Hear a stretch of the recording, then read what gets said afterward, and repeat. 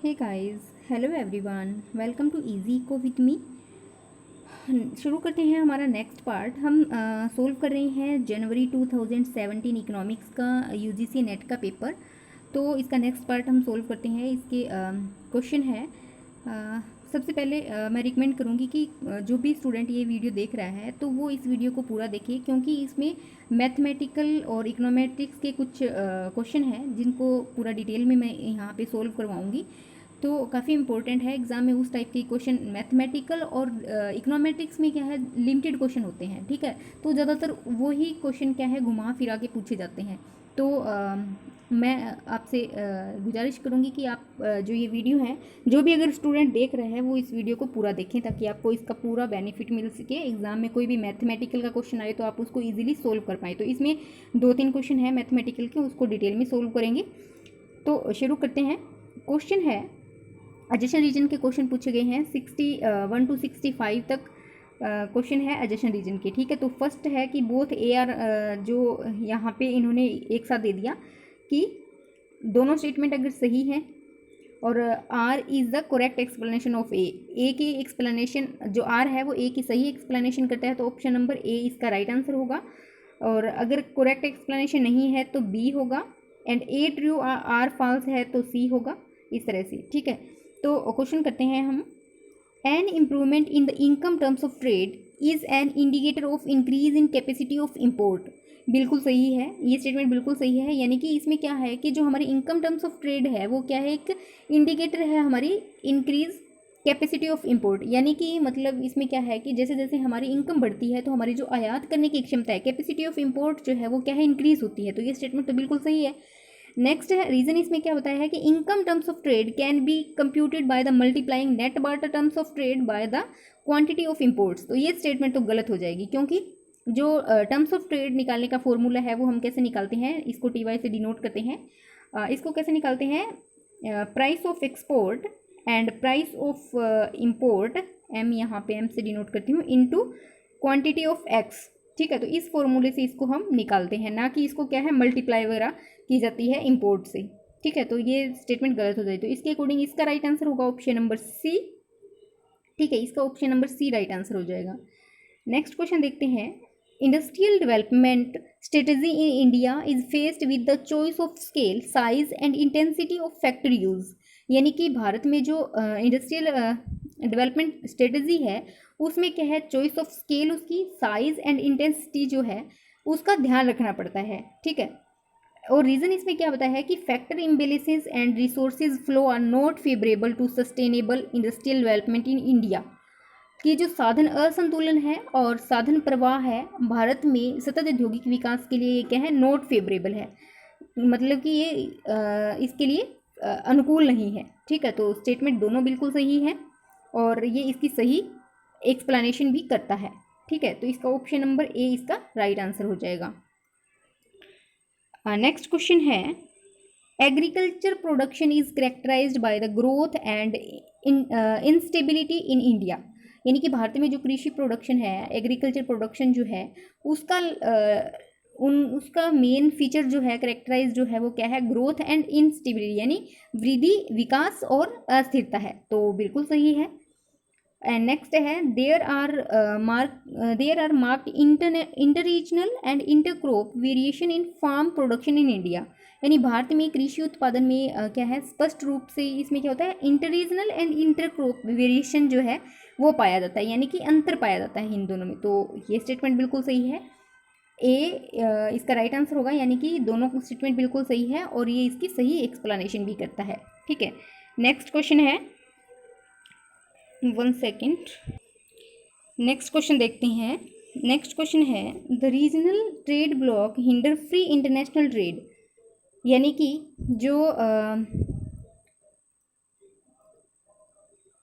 जो हमारा क्षेत्रीय व्यापार है वो क्या है, क्षेत्रीय व्यापार ब्लॉक जो है वो फ्री इंटरनेशनल ट्रेड, अंतर्राष्ट्रीय व्यापार में क्या है, एक हिंडर मतलब कि एक बाधा है, ठीक है।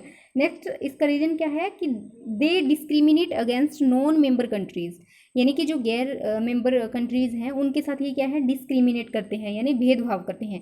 तो बिल्कुल सही है, इसका भी राइट आंसर होगा ऑप्शन नंबर ए, यानी कि दोनों स्टेटमेंट सही है और एक्सप्लेनेशन भी इसकी बिल्कुल सही है।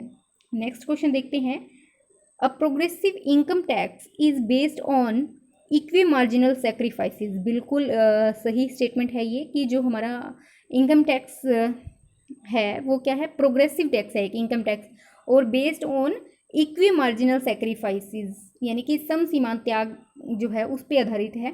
बिल्कुल सही स्टेटमेंट है इसमें, क्योंकि इनकम टैक्स जो है वो क्या है, उसके किसी भी पर्सन की जो कर दे क्षमता है उसकी उसके अकॉर्डिंग वो टैक्स लगता है। ठीक है, अगर उसकी इनकम ज़्यादा है तो ज़्यादा टैक्स देना पड़ेगा, अगर कम है तो कम टैक्स देना पड़ेगा। इसका भी क्राइटेरिया है, 10% है, 20% है, 30% है। ठीक है, इस तरह से। नेक्स्ट इसका रीज़न बताया कि higher the income lower will be the marginal utility of money for the tax payers, यानी कि आय जितनी अधिक होती है करदाता के लिए मुद्रा की जो सीमांत उपयोगिता है वो उतनी ही कम होती है। बिल्कुल सही है। एमयू, जैसे मान लो कि जो भी चीज़ है वो अगर हमारे पास अधिक मात्रा में है, जैसे मान लो जो पानी है, ठीक है, पानी की मात्रा क्या है, अधिक है, तो उसकी जो मार्जिनल यूटिलिटी है वो क्या है, कम होती है।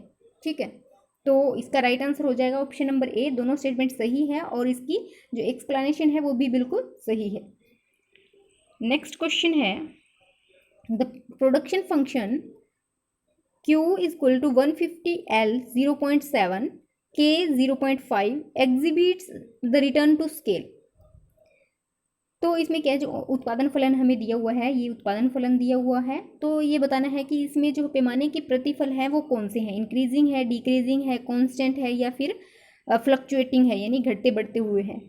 तो इसका राइट आंसर होगा ऑप्शन नंबर बी, यानी इंक्रीजिंग है। क्यों? क्योंकि इसमें क्या होता है, जो इस रिटर्न टू स्केल जो है, इसमें जो हमारी सब्स्टिट्यूशन, इलास्टिसिटी ऑफ सब्स्टिट्यूशन होती है, वो क्या होता है, इकाई के बराबर होता है, यानी एक के बराबर होता है यहाँ पे। और ये क्या होता है, जो इस L and capital, labour and capital को जो शेड दिए होते हैं, ये क्या होते हैं, ये 1 के इक्वल होता है। ठीक है, तो यहाँ पे 0.7 प्लस 0.5 हम करते हैं तो ये कितना आ जाएगा, 0.12 आ जाएगा, सॉरी ये कितना आ जाएगा, 1.2 आ जाएगा। ठीक है, जब इन दोनों को हम जोड़ेंगे तो ये 1.2 आ जाएगा, तो ये क्या है, एक से ज़्यादा हो गया, तो इसको हम क्या कहेंगे, इंक्रीजिंग रिटर्न। अगर ये एक से कम होता है तो डिक्रीजिंग कहेंगे। ठीक है, और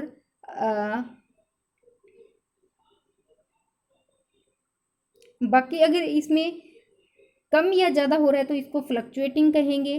ठीक है, और ये कांस्टेंट है तो फिर इसको स्थिर कहेंगे। नेक्स्ट क्वेश्चन है,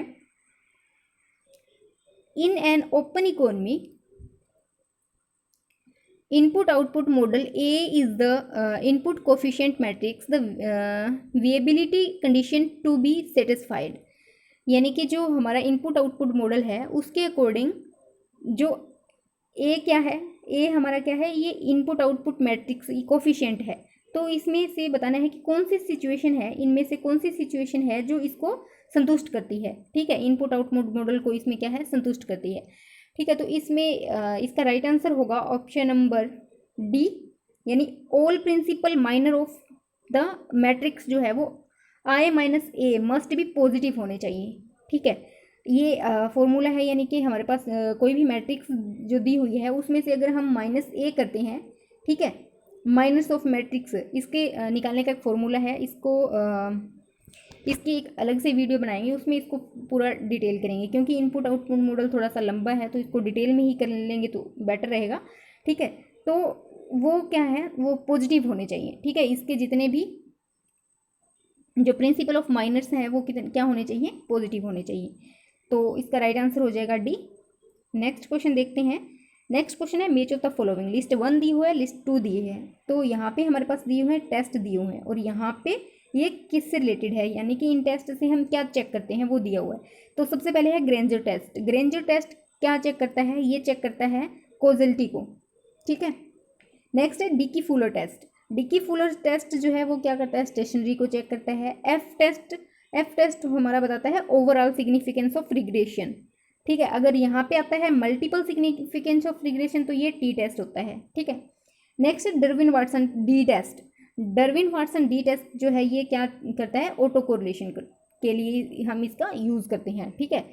तो इसके अकॉर्डिंग इसका राइट आंसर होगा ऑप्शन नंबर डी, इसका राइट आंसर हो जाएगा, ठीक है। और ये सारे टेस्ट क्या है, इकोनोमेट्रिक्स से रिलेटेड हैं। तो इकोनोमेट्रिक्स की जो हमारी डिटेल्स क्लास होंगी उसमें इनको हम डिटेल में कवर करेंगे। नेक्स्ट क्वेश्चन है, indirect least square method of estimation is applied to equation of a simultaneous equation system. The estimate so obtained will be, यानी कि हमारी जो भी ऑब्जर्वेशन है उसमें क्या है, हमारा इनडायरेक्ट लीस्ट स्क्वायर मेथड यानी अप्रत्यक्ष न्यूनतम वर्ग विधि जो है उसमें क्या है, जो साइमल्टेनियस इक्वेशन है उसके लिए इक्वेशन का यूज़ किया जाता है। तो इस प्रकार से जो भी हमें एस्टिमेट मिलेंगे तो वो क्या होंगे, ठीक है। तो इसका राइट आंसर होगा ऑप्शन नंबर ए, यानी कि अनबाइज्ड एंड कंसिस्टेंट होंगे वो, ठीक है। अनबाइज्ड का मतलब क्या होता है कि पक्षपात रहित होते हैं वो, ठीक है, पक्षपात रहित होंगे। और क्या है, कंसिस्टेंट यानी संगत होंगे। अगर हम इस मेथड का प्रयोग करते हुए जो साइमल्टेनियस इक्वेशन सिस्टम का यूज़ करते हैं तो जो हमारे एस्टिमेट हैं वो क्या होंगे, अनबाइज्ड होंगे, यानी पक्षपात रहित होते हैं ये, ठीक है।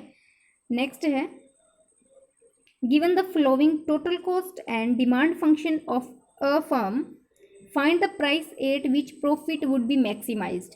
यानी कि हमें क्या है, टोटल कॉस्ट फंक्शन दिया हुआ है, ठीक है, और टोटल कॉस्ट फंक्शन दिया हुआ है एक फर्म का। तो हमें बताना है कि ये और प्राइस भी दिया हुआ है, ठीक है। हमें बताना है कि इसके अकॉर्डिंग किस कीमत पे लाभ अधिकतम होगा, ठीक है। यानी जो प्राइस है वो हमें क्या है, निकालना है। डिमांड फंक्शन दिया हुआ है और टोटल फंक्शन दिया हुआ है, ये सॉरी डिमांड फंक्शन है और ये टोटल कॉस्ट फंक्शन है। Demand function and total cost function दिया, और जो प्राइस है वो हमें निकालना है कि किस प्राइस पे जो हमारा प्रोडक्शन है वो मैक्सिमाइजेशन होगा। तो इसको हम डिटेल में करते हैं, ठीक है। सबसे पहले हमें पता होना चाहिए कि जो हम प्रॉफिट निकालते हैं, प्रॉफिट को मान लो हम डिनोट कर रहे हैं, पाई से डिनोट कर रहे हैं प्रॉफिट को, ठीक है। तो इसका फॉर्मूला क्या होता है, टी आर, यानी टी आर क्या होता है, total revenue, T R minus क्या होता है, टी सी, टोटल कॉस्ट, ठीक है। तो सबसे पहले टी सी तो हमें दिया हुआ है, टोटल कॉस्ट फंक्शन तो ये वाला हमें दे रखा है, ठीक है। हमें निकालना क्या है, टी आर, और टी आर का जो फॉर्मूला होता है वो हमारे पास क्या होता है, पी इंटू क्यू, ठीक है, पी इंटू क्यू, सॉरी यहाँ दोबारा लिख देती हूँ, टी आर का फॉर्मूला होता है पी इंटू क्यू होता है, ठीक है। तो सबसे पहले तो हमें जो है वो टी आर ही निकालना पड़ेगा, ठीक है। टी सी तो हमें दिया हुआ है, तो टी आर हम निकालते हैं, ठीक है, टी आर निकालते हैं। तो ये जो है पी वाले जो है ये क्या है, डिमांड फंक्शन है, ठीक है। ये ही क्या है, क्यू है, सॉरी पी है। तो पी हमें दिया हुआ है, टी आर क्या है, P is into Q, P हमें दिया हुआ है, क्यू से इसको क्या कर देते हैं, मल्टीप्लाई कर देते हैं। तो ये क्या हो गया, 100, क्यू से करेंगे तो ये कितना आ जाएगा, 100 क्यू माइनस 3 क्यू स्क्वायर, ठीक है। ये क्या आ गया हमारा, टी आर आ गया। अब टी आर भी आ गया हमारे पास, 100 क्यू माइनस 3 क्यू स्क्वायर, और टोटल कॉस्ट हमें दिया ही हुआ है, ठीक है। अब इसमें से हम ये माइनस कर देते हैं, ठीक है, ये इक्वेशन हम माइनस रख देते हैं। तो रखते हैं इसको, profit is equal to T R minus T C. तो मैं रखती हूँ इसको, इसके इक्वल टी आर हमारा था 100 Q minus 3 Q square, minus करना है इसमें से ये 5 Q square plus 20 Q plus 10, ठीक है।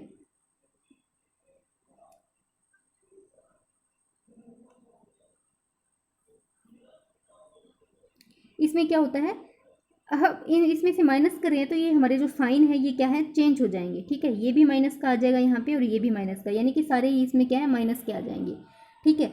तो इसको फर्दर सोल्व करते हैं, ये कितना है हमारा 100 क्यू और ये कितना है 20 क्यू, ठीक है। तो ये हमारा कितना बच जाएगा, ये हमारा बच जाएगा 80 क्यू, ये माइनस हो जाएगा इसमें से, 100 में से माइनस हो जाएगा 20 क्यू, ठीक है। उसके बाद ये क्या है 3 क्यू स्क्वायर, ये क्या है 5 क्यू स्क्वायर, तो ये क्या है माइनस माइनस के हैं दोनों, ठीक है। तो ये क्या है प्लस हो जाएंगे, ठीक है, यानी 8 क्यू स्क्वायर और माइनस हमारा कितना बच जाएगा, 10 बच जाएगा।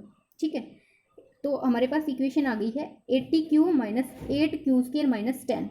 अब इसका हम क्या है, Q की रिस्पेक्ट में इसका क्या है वो डेरिवेटिव कर लेते हैं। ठीक है, तो डेरिवेटिव हम करेंगे D profit into D Q.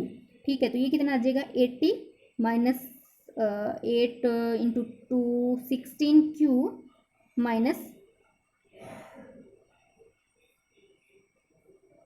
Minus कुछ नहीं आएगा यहाँ पे क्योंकि इसके साथ कोई भी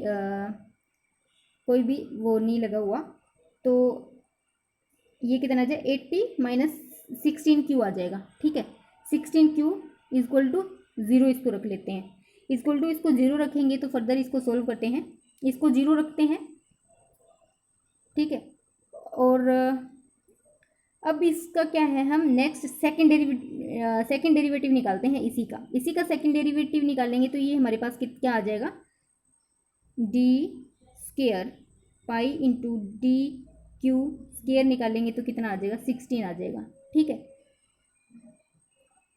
ये क्या है माइनस 16 आ जाएगा। ठीक है, उसके बाद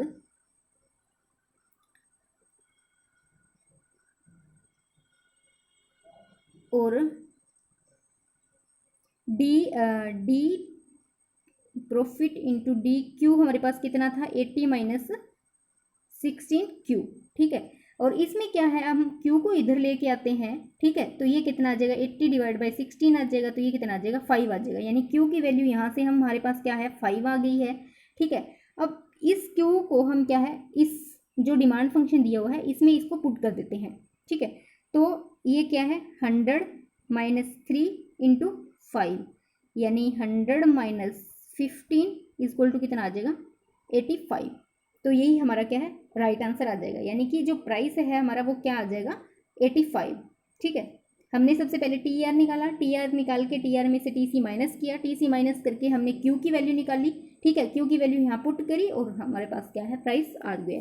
तो इसके अकॉर्डिंग हमारा राइट आंसर होगा ऑप्शन नंबर बी यानी कि 85। आई होप कि आपको ये अच्छे से समझ आया होगा।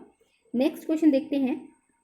नेक्स्ट क्वेश्चन है consider the above diagram of a linear programming problem. If the optimum situation is at point A, then the Slake variable corresponding to which concentrate S is R non-zero। यानी कि इसमें क्या है, एक linear programming का ये जो diagram है ये हमें दिया गया है, तो इस पर हमें बताना है कि जो ए बिंदु है, ये वाला जो बिंदु है ए, ये क्या है एक ऑप्टिमम सॉल्यूशन है। ठीक है, और इसमें क्या है, इसमें स्लेक वेरिएबल जो है वो क्या है नॉन ज़ीरो है। तो इसमें बताना है कि किस प्रतिबंध के संबंध में जो स्लेक वेरिएबल है वो नॉन ज़ीरो है। ठीक है, तो इसका राइट आंसर होगा ऑप्शन नंबर डी यानी कि सी डी और ई एफ पे। ये वाली जो रेखा है सी डी एंड ये वाली ई एफ। ठीक है, इस रेखा पे ये क्या है, स्लेक वेरिएबल जो है वो नॉन ज़ीरो है। ठीक है, नेक्स्ट क्वेश्चन देखते हैं।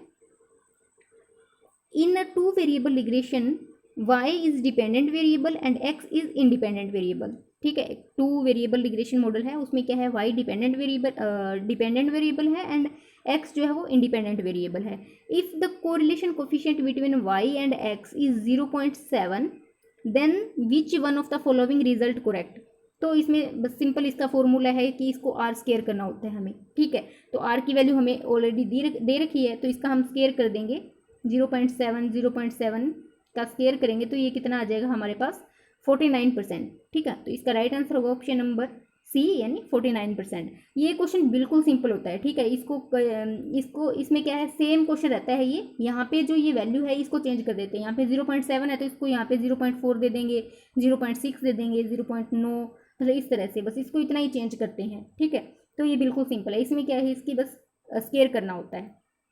नेक्स्ट क्वेश्चन है Koyck approach to econometrics analysis deals with relationship involving, यानी कि जो कोएक अप्रोच है, ठीक है, तो वो किन के बारे में बताती है। ठीक है, किन रिलेशनशिप के किन संबंधों के बारे में हमें बताती है। तो इसका राइट आंसर होगा ऑप्शन नंबर ए यानी लैग्ड एक्सप्लेनेटरी वेरिएबल। ठीक है, कोई एक अप्रोच जो है वो लेग्ड एक्सप्लेनेटरी वेरिएबल जो है होती हैं उनकी व्याख्या करता है। ठीक है, नेक्स्ट क्वेश्चन है, for the demand function p is equal to 10 minus 2x minus 0.5x square what is price elasticity of demand at x is equal to 2। ठीक है, तो इसमें हमें क्या निकालना है कि इसकी जो प्राइस इलास्टिसिटी है वो कितनी होगी। 8 x is equal to 8 of demand rate हमें कितने x इक्वल टू 2 दिया हुआ है। तो सबसे पहले इलास्टिसिटी ऑफ डिमांड निकालने का फॉर्मूला क्या है, डी क्यू अपॉन में D P into P upon में क्यू, ये फॉर्मूला होता है। ठीक है, तो यहाँ पे हमारे पास q की जगह हमें यहाँ पे क्या है x दिया हुआ है। ठीक है, तो हम q की जगह हम x यूज़ कर सकते हैं यहाँ पे।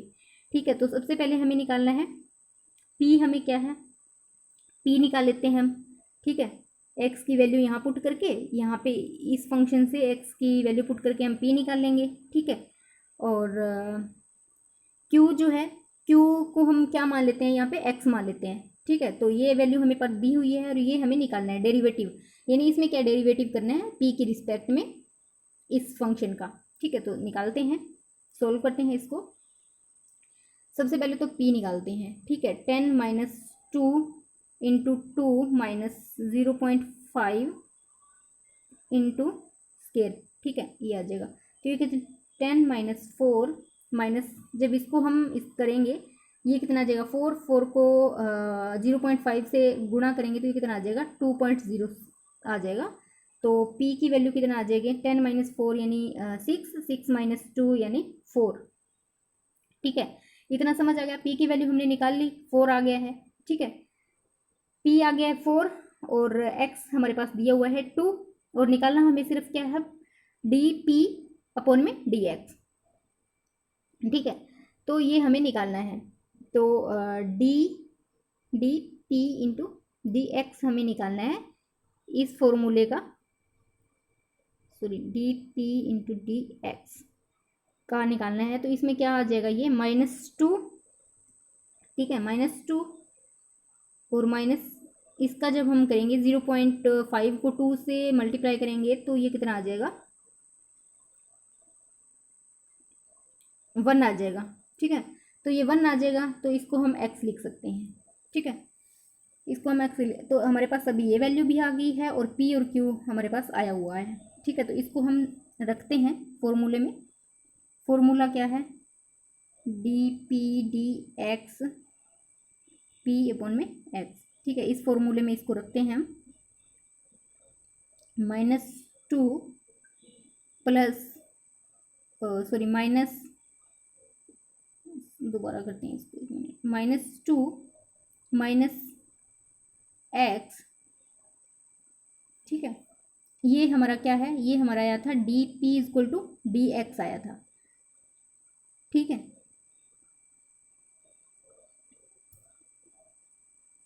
सॉरी ये हमारा आया था डी एक्स अपॉन में डी पी, पी की रिस्पेक्ट में इसको हमने निकाला था, डी एक्स अपॉन में डी पी आया था, और इसको डी पी अपॉन में डी एक्स हमने निकालना है। तो ये क्या आ जाएगा, ये आ जाएगा -2 प्लस एक्स आ जाएगा यहाँ पे। ठीक है, तो फर्दर इसको सॉल्व करते हैं, इसको रखते हैं -2 प्लस एक्स की वैल्यू हमारे पास दी हुई है ये वाली 2, तो हम यहाँ पे 2 रख सकते हैं। ठीक है, और इंटू हमारे पास जो p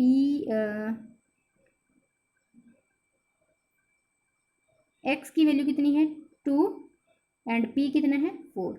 ठीक है, ये इसको हम फर्दर सोल्व करेंगे तो ये कितना आ जाएगा 8/4 यानी 2 आ जाएगा। ठीक है, ये आ जाएगा 2।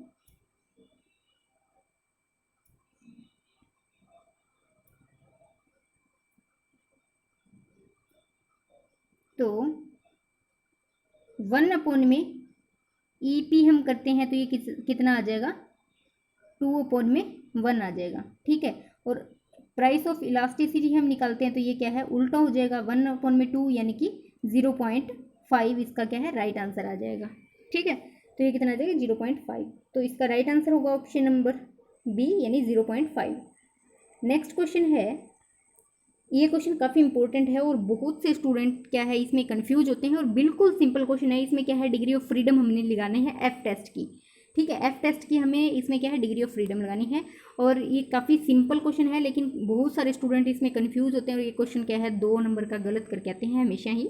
तो इसको देख लेते हैं। सबसे पहले ये क्या कह रहा है कि in a regression with 3 independent variable, ठीक है। एक रिग्रेशन मॉडल है, क्या है, 3 इंडिपेंडेंट वेरिएबल है उसमें, ठीक है, और 20 ऑब्जर्वेशन है, 20 ऑब्जर्वेशन दी हुई है। F value calculated is to be tested, F की जो वैल्यू है वो हमें निकालना है।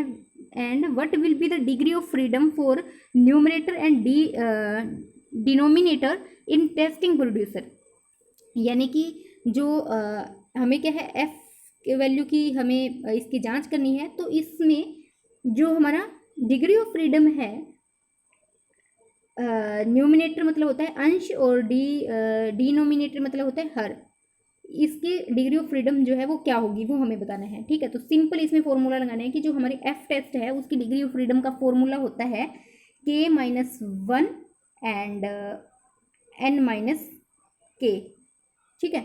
ये इसका फॉर्मूला था, ये इसमें हमें पुट करना है। सबसे पहले हमें n तो दिया हुआ है, n कितना है, 20 है, ठीक है। हमें निकालना क्या है, k की वैल्यू, और k क्या होता है, k होता है हमारा इंडिपेंडेंट वेरिएबल।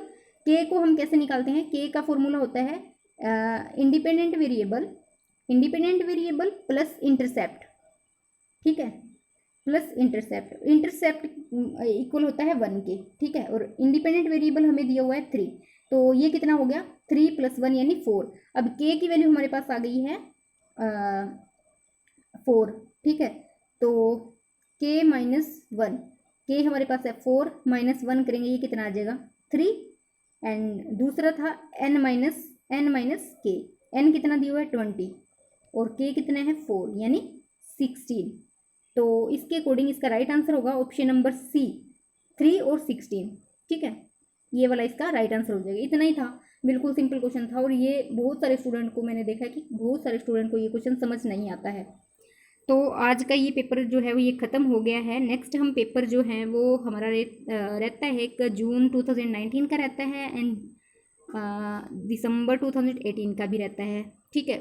तो हम इन दोनों में से अब कोई एक पेपर शुरू करेंगे। आई होप कि आपको ये अच्छा लग रहा है। वीडियो अच्छी लगी हो तो अपने फ्रेंड्स के साथ इसको शेयर कीजिए, ताकि उन स्टूडेंट को भी इसका बेनिफिट मिल सके। ओके गाइस, मिलते हैं नेक्स्ट वीडियो में।